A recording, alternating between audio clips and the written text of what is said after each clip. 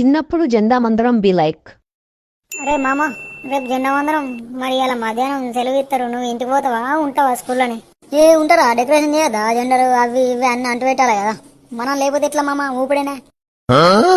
అరే అందరు ఇన్నూరి, ఇప్పుడు రేపు జెండా వందనం ఉన్నది కాబట్టి మన క్లాస్ మొత్తం డెకరేషన్ చేయాలి. కాబట్టి మనిషికి 10 20 ఎంతో కొంత ఇయ్యి, మంచిగా డెకరేషన్ చేద్దాం. ఇంకేందో చెప్పినట్టు బడికి రెడీ అయ్యాల, బడికి చీడాగుతలేడు డెకరేషన్ అది ఇదని.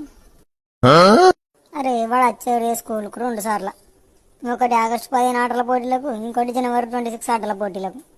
ఇంకేంది వానికి చదువు తప్ప అన్ని ఇంట్రెస్ట్ రా. చేస్తా అంటుండగా చేయంతి, మనకేంది, మన క్లాస్ రూమ్ మంచిగా ఉంటాయి. పిల్లలు, రేపు ఇండిపెండెన్స్ డే కాబట్టి ఈరోజు అందరికీ హాలిడే ఇస్తున్నాం. మధ్యాహ్నం మన స్కూల్లో డెకరేషన్ చేయాలి కాబట్టి కొంతమంది కావాలి. ఎవరెవరు ఉంటారు చేతులు కాబట్టండి. బెల్లు కొట్టినాక గ్రౌండ్లోకి రండి.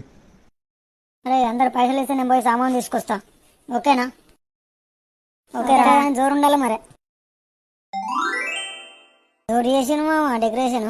మామ మనం ఏ పని చెయ్యం, చేసినాం అనుకో ఇట్నే ఉంటది మొత్తం. వేరే ప్రైజ్ ఏ క్లాస్ పోతుందో చూస్తాయి ఇక మనకు తప్పించి. పారి పారి మన మూతవారు వచ్చిందనుకో మన ఈ పిల్లని వాళ్ళకి కొడుతుడు. ఇంకా క్లాస్ రూమ్ దిద్దుకుంటూనే ఉంటారా బాబు అని. ఆడుకో అక్కడ గ్రౌండ్లో కూడా డెకరేషన్ చేయాలని అడుగురా.